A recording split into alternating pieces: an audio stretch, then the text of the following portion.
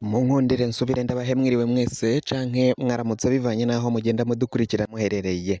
Mwe mudukurikirana muherereye ku mugabane w'Abanyamerika, barya nino ku mugabane w'Abanyaburaya, umugabane wa Aziya, mudukurikirana muherereye muri Afrika mu bihugu nka Kenya, Uganda, Afrique du Sud, Mozambique, Malawi, Zambia, abari mu bihugu vy'ibibanyi Tanzania, Uganda, u Rwanda, ngaho muri Congo mu burengero, mwese abari ngaha mu gihugu c'u Burundi, intara, amakomine, imitumba, ubucimbira, imisozi bigiye bitandukanye bivanye naho buri umwe wese adukurikirana aherereye, mwese ndabahaye kaze. Fyonda subscribe niba ukoresha ururimi rw'icongereza canke niba ukoresha ururimi rw'igifaransa urafyonda sabone, hama uracuja ngaho iburyo urafyonda no kwa kantu kameze nk'agakengeri. Amakuru, ibiganiro dutohoza umwanya ku mwanya bizoja bigushikira aho uzova uherereye hose kw'isi. Amakuru agezwe kari karavugwa ngaha mu gihugu cacu Burundi, reka tuyatangurire mu gisata ca politike, aho ibintu biboneka ko bibandanya kuyangara ngaha mu gihugu cacu c'u Burundi. Ibintu birabandanya kuyangara muri politike y'igihugu, aho Ndayishimiye umukandida wa CNDD FDD abandanya kuvuga ko Agathon Rwasa atategeko na rimwe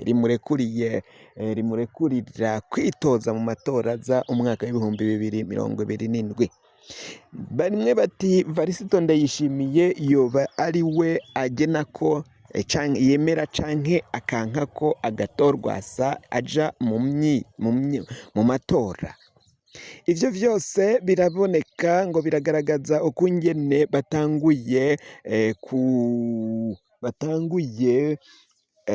kwanka no guhinyanyura bigizayo bakumira uyu honorable Agathon Rwasa, uwahoze ari umukuru w'umugambwe CNL Inyankamugayo, na cane cane ko CNL Inyankamugayo baciye bavuga ko rero uyu Agathon Rwasa ngo ariko arasambura uyu mugambwe wa CNL Inyankamugayo, ariko bikaba vyarakozwe kuri propaganda y'ubutegetsi y'umugambwe uri ku butegetsi, umugambwe wa CNDD FDD, umugambwe uri ku butegetsi muri kino gihe. Akaba ari bo bahinyanyuye bakora ibishoboka vyose kugira ngo Agathon Rwasa abandanye akumirwa, kuko babona ko kuzohangana nawe bidashoboka, baravye kungene bamwivye mu matora umwaka w'ibihumbi 2020. Agathon Rwasa ati narayaze n'umwe mu ba CNDD FDD bo hejuru, umwe mu bajenerali bakomeye cane muri CNDD FDD umwaka w'ibihumbi 2020, ndamubwira ngo mukihenda mugahinyanyura ibizoba vyaravuye mu vyo abenegihugu bazoba bitoreye bishingiye, igihugu muzoba mugitaye mu manga. Ngo none ariko arabwira uwo mujenerali bayaze ngo ivyo nakubwira urabona ko vyari igipimo, igihugu mwaragitaye mu manga, igihugu abatwaye kino gihe namwe muripfuza ko babava hejuru, kuko biraboneka ko batsikamiye buri umwe wese ngaha mu gihugu c'u Burundi. Intwaro barayitsikamiyeho kugira ngo batsimbataze intwaro ya demokarasi, ahubwo baratsimbataje intwaro y'igitugu, intwaro y'agahotoro, nk'uko Agathon Rwasa nyine yaciye abibwira uyu munyapolitike. Ivyo vyose rero Agathon Rwasa yayagiye canke yayaze n'uyu mu CNDD FDD ngo vyarashitse ngaha mu gihugu c'u Burundi, igihugu baragitaye mu manga.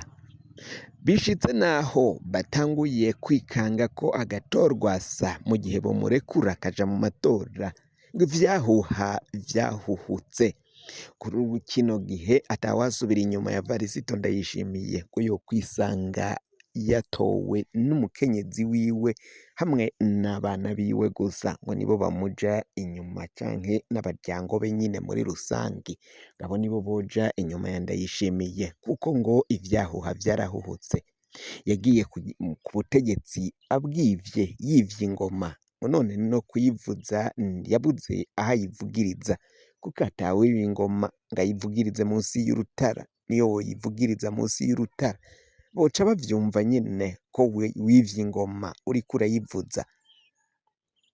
Ibintu biragoye ngaha mu gihugu c'Uburundi tuvuye kwa Agathon Rwasa turaja ku mugwi severe ujejwe kumenyekanisha ukuri no kurekureranira ngaha mu gihugu c'Uburundi ngo aba warahejeje kwemeza washikanye integuro mu nama nshingamateka na nkenguzamateka ko ubwicanyi bwabaye ngaha mu gihugu c'Uburundi mu mwaka w'1973 vyoba ari ihonyabwoko ryakorewe abahutu ngo ubutegetsi burasaba inama nshingamateka kwemeza iyo nteguro yakozwe n'umugwi severe hanyuma bakabishikiriza umukuru w'igihugu Variston Ndayishimiye nawe agaterako umukono yemeza ivyo nyene. Benshi babiko barabifata ko ari nko gushikuza bati ni politike ivyo vyose kuko ngaha mu gihugu c'Uburundi muri kahise harabayemwo amabi menshi ivyo barashaka kubigereka ku bwoko ubu kugira ngo babandanye babupfinagaza babubwereka ko ari bakoze bamenje ko kandi ivyabaye ari ubwicanyi busanzwe nk'ubwabaye na nyuma y'1993 ariko ngo umugwi severi washizweko n'ubutegetsi bwa CNDD-FDD nyine ngo biraboneka ko nawo ukorera mu kwaha k'uyu mugambwe uri ku butegetsi.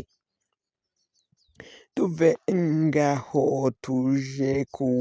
bijanye n'indero abanyeshuri n'amashure yo muri Butanyerera abarezi bakorerayo canke abigisha bigisha muri ayo mashure bariko baridoga ko hakenye abigisha ngo usanga umwigisha umwe yigisha ivyumba bibiri icarimwe canke ngo akigisha imbere y'igitondo n'inyuma ya sasita ivyo bikaba bibangamiye abigisha bakorera muri iyo ntara ya Butanyerera ni mu gihe babandanya kwidoga ko agashahara ari gatoyi cane agashahara bahembwa ari ntica ntikize atacoka bamariye basaba umukuru w'igihugu kuduza ako gashahara ko kw'isoko batagisuma ngo bivemwo gakubitirako no gukora amasaha y'inyongera canke igihe k'inyongera nyamara bagategekwa ivyo agashahara ntikisununure nk'uko bigenda bishikirizwa nabo bigisha bo muri iyo ntara ya Butanyerera. Mu yandi makuru nayo twababwira ko Colonel Reveriyano Ndikuriyo umukuru w'umugambwe wa CNDD-FDD ari we yarungitswe mu gihugu ca Uganda mw'irahira rya Yoweri Kaguta Museveni agiye kurahira iyindi manda y'imyaka 5 canke ikiringo c'imyaka 5 atwaye igihugu ca Uganda. Tubibutse ko ubutegetsi yabufashe mu mwaka w'1986 aribwo Yoweri Kaguta Museveni yagiye ku butegetsi muri ico gihugu. Imyaka irenga 40 iraheze atwaye ico gihugu ca Baganda. Muri rero uyu muhango wabereye Kasoloro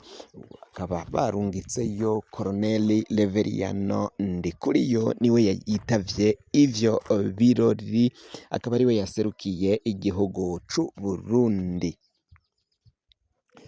Amakuru yacu rero tugiye kuba turayahagarikiye ngaha kugira ngo tubandanye tuja kubatohoreza ibindi biriko biragenda bivugwa ngaha mu gihugu cacu c'u Burundi kugira ngo amakuru mwene nkaya azaje aragushikira wafyonda subscribe niba ukoresha ururimi rw'icongereza. canke se ukaba ukoresha ururimi rw'igifaransa urafyonda sabone, hama nuheza uraca uja ngaho iburyo urafyonda no kwako kantu kameze nk'agakengeri, amakuru ibiganiro dutohoza umwanya ku mwanya bizoja bigushikira aho uzoba uherereye hose kw'isi, cane cane abari ngaha mu gihugu cacu c'Uburundi, aho woba uherereye mu ntara, hoba mu gisagara, ruguru, hose hose amakuru azoja arahita akugerako uyaronke ku buryo bworoshe. Mwe mwahejeje gufyonda subscribe rero tukaba tubakengurukira cane, muri abo kubahwa. Amakuru yacu nakagaruka, ndabikebanuye n'agahwane. Umukama abandanye kurinda abarundi n'abarundikazi. Imana ibazigame, turabakunda cane.